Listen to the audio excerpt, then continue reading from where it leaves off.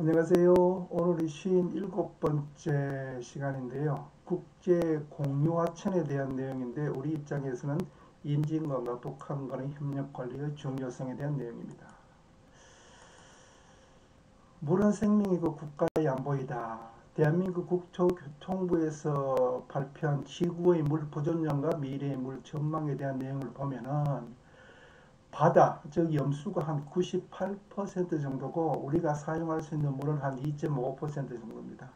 그 중에 우리가 순수하게 쓸 수 있는 것은 한 0.01%로 보는데 오른쪽에 지도에 보시면은 물 부족을 표시한 달의 표시 요 내용인데 우리 입장에서는 아직까지는 녹색이지만은 그 입구에 들어있다 하는 것입니다.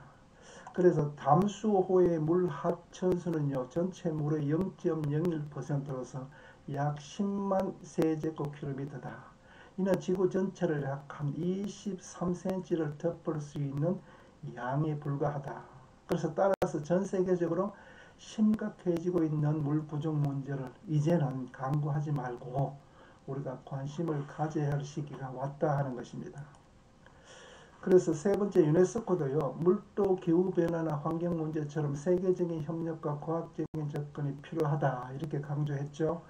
그래서 약 7억 명이 아직도 안전한 음용수를 사용할 수 없는 상황이고 약 25억 명의 인구도 기본적인 위생시설도 없이 생활하고 있다. 이유는 급속한 도시화, 인구 집중, 이상기후에 따른 가뭄이 세계적으로 물 부족을 가중시키고 있기 때문으로 봅니다. 네 번째는 인구와 물 수요는 급격하게 증가하고 있는데 1인당 사용 가능한 물의 양은 감소가 있다. 그리고 또 물과 관련된 환경피해는 갈수록 가속화되고 있다는 것입니다. 아래 여기 도표를 보면 인구는 증가하고 있고 물 사용량은 늘죠. 그런데 물은 부족하다 하는 것입니다. 그래서 세계 각 기관에서 연구한 미래의 물 전망에 대한 예측 내용인데요. 국제인구행동연구소에서는 오늘날 5억 5천만 명이 물 압박국가나 물 기금국가에 살고 있다. 그 다음 세계기상기구는 2050년도에는 24억 한 3천만 명이 물 부족을 겪을 것이다. 국제원자력연구소는요. 비위생적인 물로 인한 사망자는 전쟁으로 인한 사망자의 10배다. 유엔 요하네스버그 정상회담에서는 개발도상국의 질병 원인의 10%는 안전한 식수 부족과 물 부족이다. 이렇게 강조한 바가 있죠. 그 다음 세계경제포럼 수장원에서는요. 이제는 석유 파동이 아니라 물 파동에 대비해야 한다. 이렇게 지적한 바가 있습니다. 그런데 우리의 입장에서는 보면 국제인구행동연구소에서도 우리나라는 물 부족 국가로 분류를 했다. 오른쪽 내용을 보시면 주요 OECD 국가의 물 빈곤 지수 WPI는 우리나라가 하위입니다. 반면에 1인 1일 물 사용량은 미국, 노르웨이에서 한 3위 국가로 물을 가장 많이 사용하는 나라죠. 그래서 최지영 서울대 교수는요. 물의 능력 극대화를 위해 수질과 수량을 통합해 유역별로 관리하는 물관리 일원화가 시급하다. 그래서 물 관련 대규모 개발이 완료되고 경제가 안정기에 접어든 선진 국가들은 수량 관리, 오염 처리, 수요 관리 측면을 동시에 고려해 환경을 중심으로 통합 관리하고 있다고 지적한 바가 있습니다.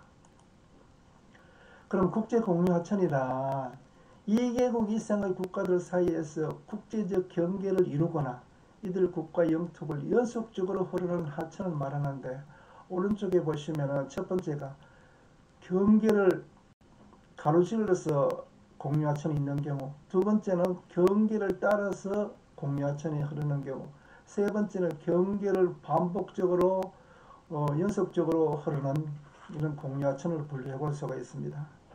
두 번째는 국제 공유하천은요, 영토 국가의 국가 주권과 하천 연안 국가와 비연안 국가의 항행의 자유를 조화시키는 데 중점을 두었으나 이제는 국제하천의 범위가 하천 본류뿐만 아니라 지류 호수 등을 포함한 전체 유역으로 확대되었죠.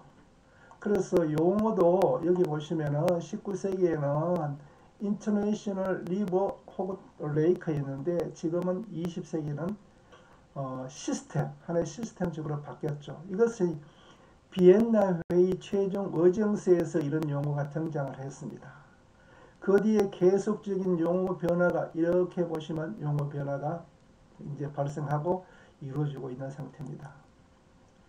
그래서 공유하천을 이용할 때 우리 최초에는 절대 영토 주권주의, 즉 하몬주의가 등장을 했는데 이는 자국 영토의 물은 인접국가에 관계없이 자유롭게 이용할 수 있는 권리, 즉 독점적으로 이용한다 이렇게 되어 있죠.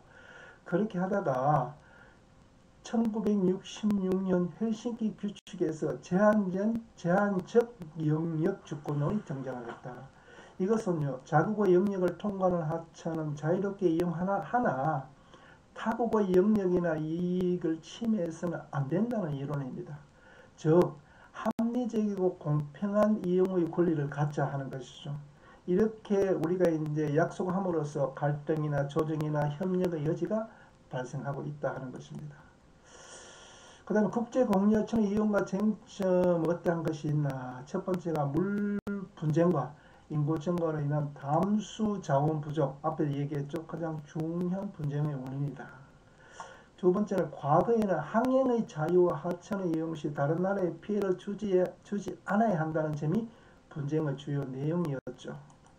그러다가 세 번째는 국제 하천의 관리에 대해 각국의 책임과 권리를 규정한 조약이나 협력 부재로 분쟁이 발생하고 있다. 그래서 주요 분쟁 쟁점을 보면 내륙 주 문제에 따른 공유하천, 국제적 수단에 따른 공유하천, 수량의 배분, 홍수 등 재해 방지, 수질 보전, 생태 환경의 보전, 위협의 개발에 따른 우리가 공유하천 이런 내용을 볼 수가 있습니다. 참고적으로 2050년 물스트레스 전망을 연구해서 발표한 자료를 보면은 우리나라가 1위로 이렇게 나온다. 우리도 심각하게 생각해 봐야 한다는 것입니다. 네 번째는 최근에는 인구가 증가하고 산업이 발전함에 따라 수량 확보 문제가 중요한 쟁점이 되고 있다. 또한 선진국에서는요, 선진국을 중심으로 공유하천의 생태환경 보전에 대한 관심도 높아지고 있다는 것입니다. 다섯 번째는 공유하천 충돌 문제에서 갈등이나 물 분쟁이 이제 일어나는데 협력으로 성공한 사례도 적지 않다. 국제에서 조사에서 발표한 내용을 보면 분쟁으로 된 것은 한 3분의 1, 협력적인 사례로서 성공한 것은 한 3분의 2, 훨씬 더 많죠. 이런 내용을 참고로 우리의 입장을 보면 물이 분쟁보다는 협력이 우선이었다는 해외 사례를 참고로 남북은 임진강, 북한강의 공유하천의 평화적 이용과 관리에 협력과 관심을 기울여야 할 시기가 아닌가 이렇게 생각합니다. 오늘 강의는 여기서 마치고 다음 시간은요, 남북 하천 선행 연구와 그 다음에 공유하천의 이론 한 10가지인데 선점주의부터 마지막에 헬싱키 규칙에 대한 내용을 설명하겠습니다. 여러분의 구독과 좋아요는 힘이 됩니다. 그리고 제가 2월 21일 날 국무총리실 국공유 재산관리 및 활용 방안 적경 지역을 중심으로 전문 강의를 성공리에 올린 바가 있습니다. 오늘 강의 경청에 감사합니다. 수고했습니다.